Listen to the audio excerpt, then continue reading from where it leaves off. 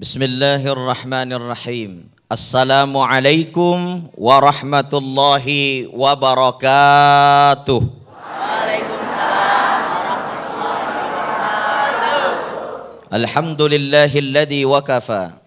Assalatu wassalamu ala nuril mustafa wa ala alihi wa sahbihi wa man tabi'ahum bi ihsanin ila yaumil ma'ad.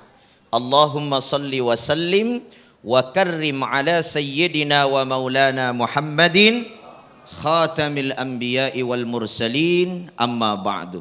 Ayyuhal kiram, sama-sama kita muliakan guru kita Ustadz Riza Muhammad. Orangnya ganteng, Masya Allah, menantu yang sangat luar biasa. Kita muliakan ustazah kita yang sangat luar biasa, Ustazah Rimah. Masya Allah, mudah-mudahan kedua guru kita sehat afiat, amin. Senantiasa menjadi sulu-sulu kebaikan untuk kita semua, amin.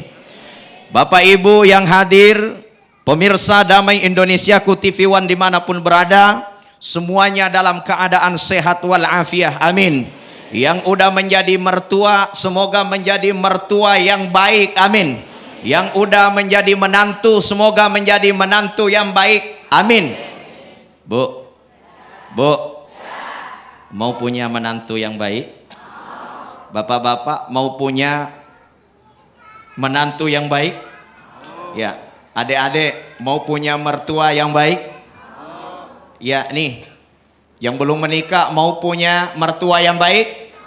Semua mau, tidak ada yang tidak mau memiliki menantu, mertua, orang tua yang baik. Kenapa? Setiap jiwa manusia menginginkan kebaikan. Betul tidak?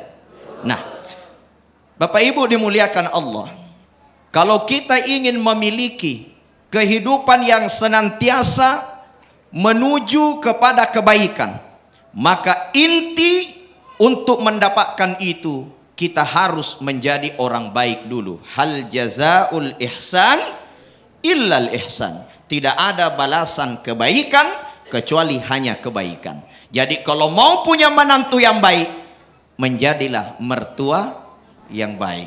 Mertuanya banyak ngomel, pasti nanti datang menantunya yang selalu belum tentu ngomel, tapi bikin marah-marah terus, akhirnya kena stroke ya mertuanya. Masya Allah ya. Nah, Bapak Ibu dimuliakan Allah, bagaimana ketika kita hidup bersama dengan mertua dan hidup bersama dengan menantu? Tentu etika-etikanya banyak telah sudah dijelaskan tadi oleh guru kita Ustadz Riza Muhammad, begitu juga telah dijelaskan oleh ustazah kita yang sangat luar biasa ya. Namun Bapak Ibu dimuliakan Allah, tadi sudah dijelaskan bahwa inti untuk mencapai tata krama atau penghormatan yang baik antara mertua dengan menantu, yang pertama harus terbangun saling mencintai. Oke?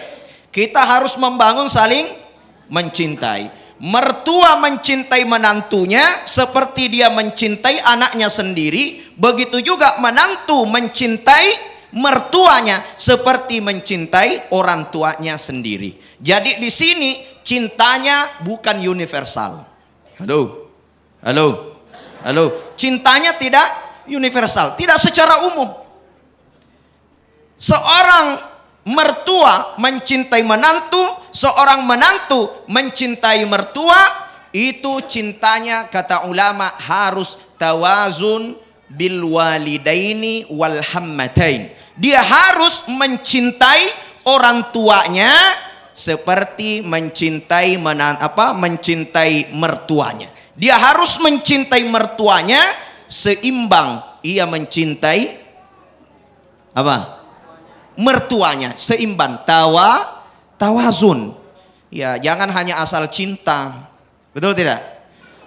Yang menjadi problematika dalam kehidupan kita saat ini, karena cinta menjadi dasar, akhirnya ada menantu mencintai mertua perempuannya yang kelewatan cintanya, nauzubillah, sampai terjadi cintaan.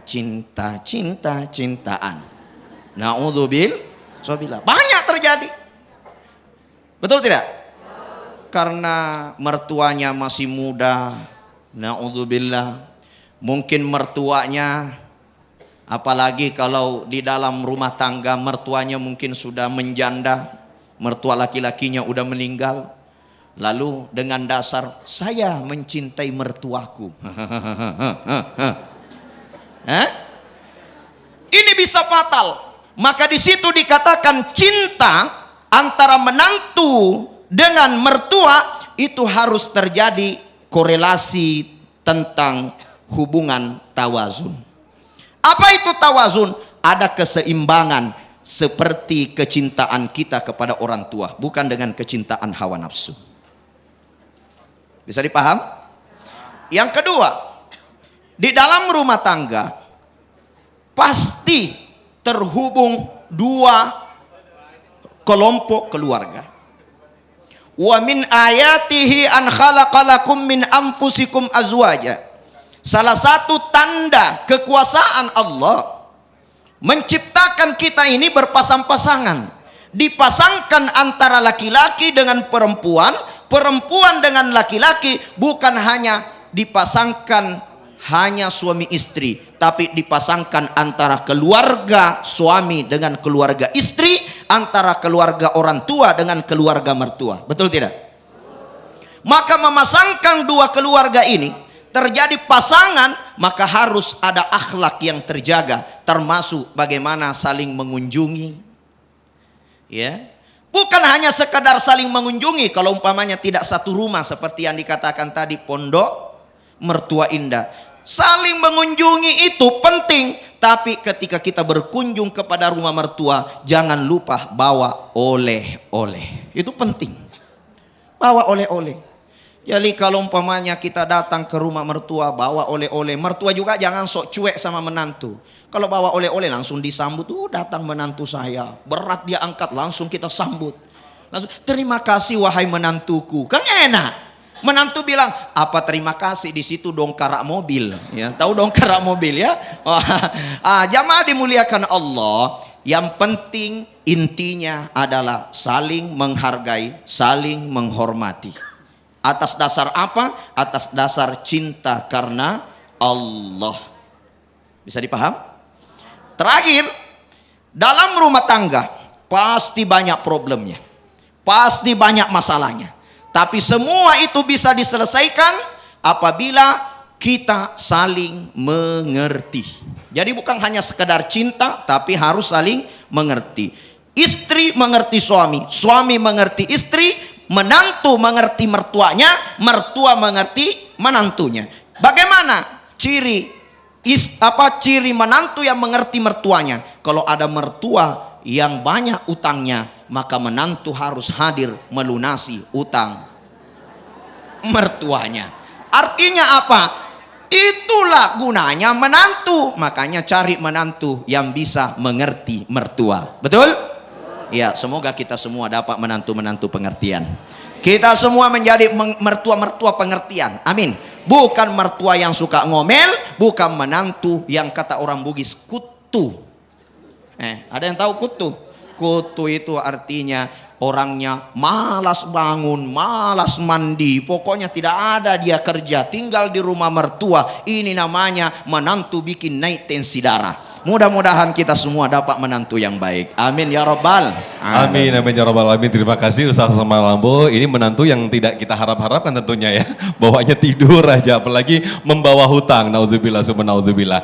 Nah, ini mungkin sering jadi pertimbulan atau timbul pertanyaan bagi kita semuanya, bagaimana lantas ketika hubungan suami istri yang tidak direstui, bagaimana hubungan dengan menantu dan juga mertua.